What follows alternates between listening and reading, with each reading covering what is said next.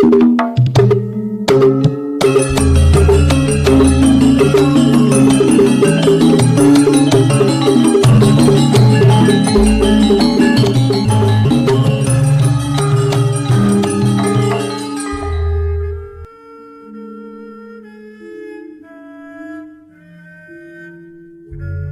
Ibu, para kadang kinasih simbah-simbah lan adik-adik, para rama suster bruder berkah dalam Gusti, sugeng rawuh wonten ing PDSK channel menika. Kados pundi kabar panjenengan?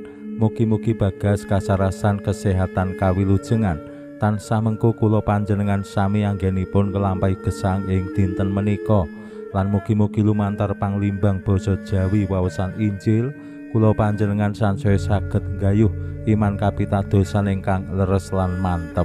Langkung-langkung anggenipun kula panjenengan sansaya sujud manembah ing ngarsa dalem Gusti lan tansah nyadong sedaya berkah ingkang kaluberaken supados kula panjenengan saged nglampahi gesang ing warsa enggal menika kanthi penuh kapitadosan, penuh pengajeng-ajeng lan katresnan. Selamat berhari Minggu. Dinten menika kula panjenengan mlebet ing Minggu Epifani utawi Minggu Penampakan Tuhan. Kula panjenengan nggih ngriyayakake Hari Anak Misioner Sedunia. Ing dinten menika dados dinten pesta awit Gusti Yesus ingkang sampun miyos nampi kunjungan saking para Majus utawi sarjana wetanan. Kathah tafsir menggaing para Majus menika wonten sing mastani menika wakil saking pimpinaning bangsa para raja, ning wonten ugi sing nafsiraken menika ahli perbintangan utawi ahli nujum. Wonten ugi tafsir bab tiyang Majus tetiga menika ahli obat-obatan. Ning bilih tiang-tiang menika rawuh lan sowan sujud ing ngarsa dalem Gusti ingkang miyos, Gusti Sang Timur.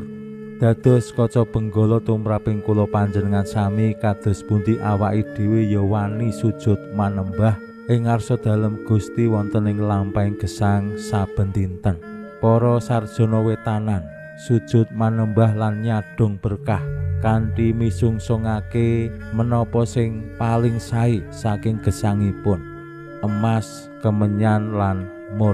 Emas mralambangaken Gusti Yesus dados nata agung, kemenyan menika mralambangaken Gusti Yesus dados Imam Agung, lan mur utawi blendok mur menika mralambangaken bilih Gusti Yesus dados kurban panebusing dosa.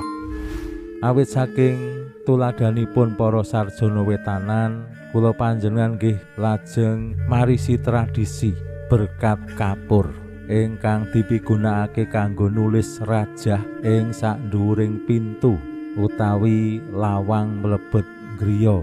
Dados sae yen Bapak Ibu nggadahi tradisi saben pesta Epifani berkahake kapur lajeng nyerat wonten ing saknginggiling pintu utawi ing palang pintu nginggil rajah magayutan kalian para sarjana wetanan menika.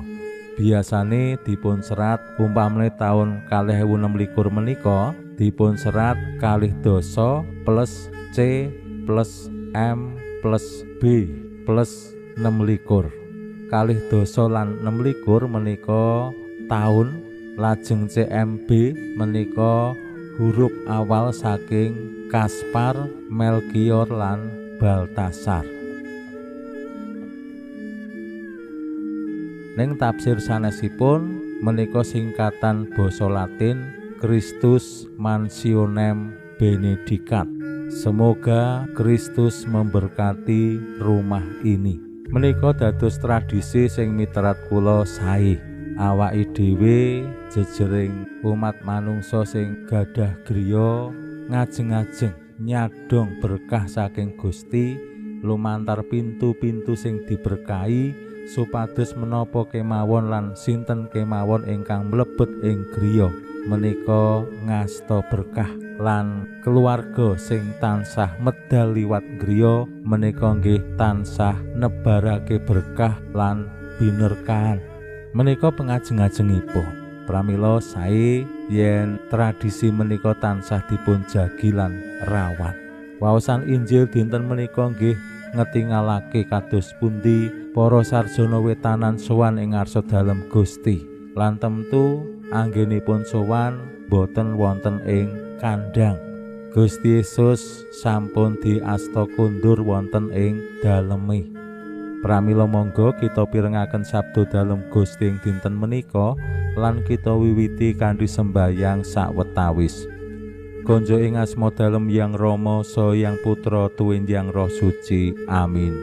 Suwawi sami munjuk Gusti Yesus sabda dalem Hyang Rama ingkang sampun manjalma, mugi karsa ngandika dhateng kawula wonten ing asepen ing telenging manah kawula. KBKO kegiatan lan panglipur ingkang manjing ing sabda dalem kapenuwana kawula mawi roing kawicaksanan dalem. Mugi-mugi srana anggen kawula maos lan mirengaken sabda dalem kawula sansaya nunggil ing sampeyan dalem. Amin. Waosan Injil kapetik saking Injil Matius bab 2 ayat 1 ngantos dumugi 12. Nalika Sri Yesus miyos ing Betlehem ing tanah Yudea, jamane Raja Herodes, ana sarjana padha teka saka tanah wetanan lan mundhut priksa. Wonten ing pundi miyosipun nataning bangsa Yahudi? Kula sami sumerep lintangipun wonten ing wetan lan sami dumugi ing ngriki perlu caos pangabekti.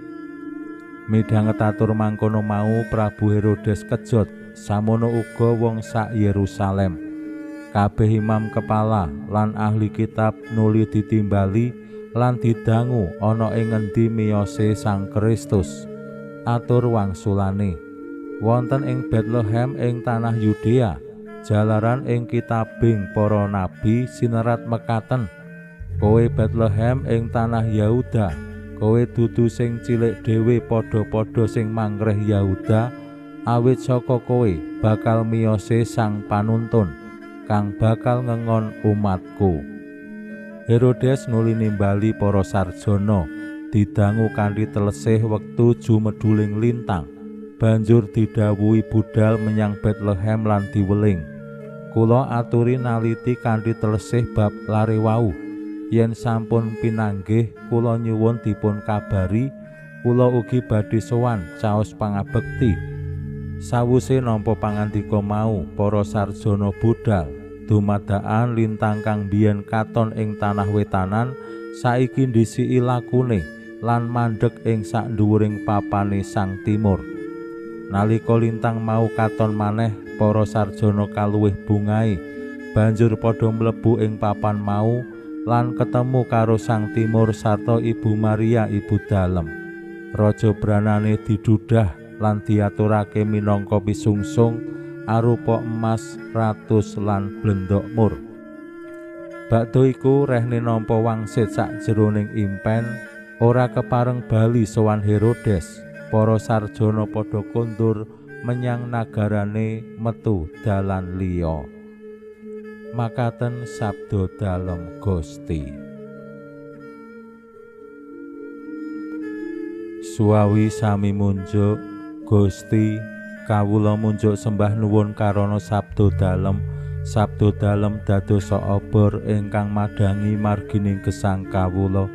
Katuntuna kawula sageta sabda dalem menika numusi manah ngantos tansah ngrembaka kangge nggayuh gesang ing swarga. Amin. Bapak Ibu para kadang kinasih simbah-simbah lan adik-adik, lumantar waosan Injil dinten menika kula panjenengan kaparingan pitedah sinten menika Gusti Yesus ingkang miyos. Wonten ing Injil kala wau kasebut Sang Panuntun. Mila kula panjenengan kaparingan pitedah kados pundi anggenipun gesang tinarbuka dumateng Sang Immanuel, injih Gusti Yesus ingkang nuntun gesang kula panjenengan, nuntun wonten ing margining kawilujengan, nuntun tumuju wonten ing kabagyan lan kabegjan.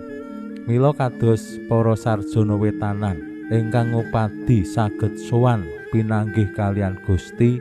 Mugi-mugi wonten ing lampahing gesang kula panjenengan saben dinten awake dhewe ya wani ngupadi saged pinanggih kalian Gusti.